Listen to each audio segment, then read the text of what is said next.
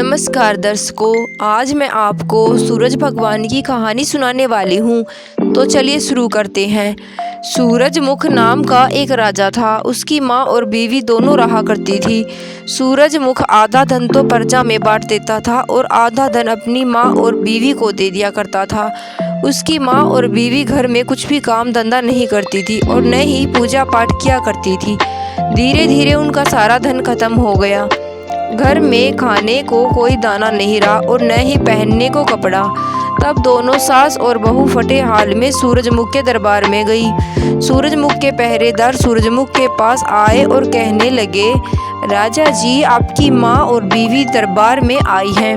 उनकी हालत बहुत खराब है। सूरजमुख ने विचार किया कि मैं आधा धन तो प्रजा में बांट देता हूँ और आधा धन अपनी माँ और पत्नी को दे देता हूँ, फिर भी इनकी हालत इतनी खराब कैसे है। तब पहरेदार से कहा कि उन्हें मेरे पास लेकर आओ। तब सूरजमुख की माँ और पत्नी आती है। तब माँ कहती है कि बेटा, हमारा सारा धन तो खत्म हो गया। हमारे पास न तो खाने को कोई दाना है और न ही कपड़ा। तब सूरजमुख अपनी पत्नी और माँ से कहता है कि मैं आधा धन तो प्रजा में बांट देता हूँ और आधा धन मैं आप लोगों को दे देता हूँ। प्रजा तो बहुत सुखी है, आप लोगों की हालत ऐसी क्यों है। तब सूरजमुख उनको 5 गिट्टे देता है और कहता है कि आप लोग एक नियम बना लो। आपकी बहू हर रोज 5 घरों में जाकर हर एक के साथ गिट्टे खेल कर आए और घर में कुछ काम न करे। तब सास बहू गिट्टे लेकर आती है और कहती है कि आओ बहन, गिट्टे खेलेंगे। तब वह पड़ोसन कहती है कि ना बाबा ना, मुझे तो बहुत काम है, मुझे पानी लेने जाना है और भी बहुत सारे काम है। तुम्हारा क्या है, तुम तो सूरजमुख की पत्नी हो, तुम्हें क्या काम है। तब दूसरी के पास जाती है, वह भी कहती है कि मुझे तो चूल्हा चौका करना है। तीसरी से कहती है कि मुझे गिट्टे खेलने हैं, तो मेरे साथ गिट्टे खेलो। तो वह कहती है ना बाबा ना, मुझे भी बहुत काम है, मुझे पूजा पाठ करनी है। चौथी से कहती है तो वह भी मना कर देती है। 5वीं से कहती है तो वह भी कहती है कि मुझे खाना बनाना है, घर की सफाई करनी है। इस प्रकार दिन ढल जाता है और उसके साथ कोई भी गिट्टे नहीं खेलती। वह निराश होकर आती है।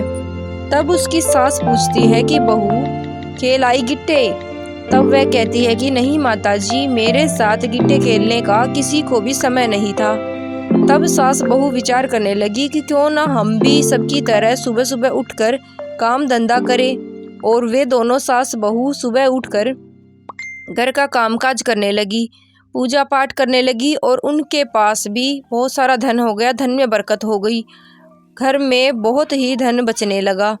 एक दिन सूरजमुख के दरबार में मिलने जाती है।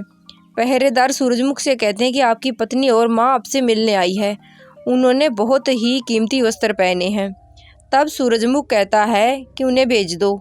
माँ और पत्नी आती है। माँ कहती कि बेटा, हम तो बहुत ही सुखी हैं, तुम जो धन देते हो हम उससे बहुत ही सुखी हैं, तुमने हमारी आंखें खोल दी। तब सूरजमुख अपनी माँ और पत्नी से कहता है कि धन चाहे कितना भी क्यों ना हो, अगर हम आलस करेंगे तो वह घटेगा ही घटेगा। घर में काम धंधा करो, पूजा पाठ करो, दान धर्म करो, इससे घर में शांति होती है और बरकत होती है। जय भोलेनाथ की, जय सूर्यदेव भगवान की।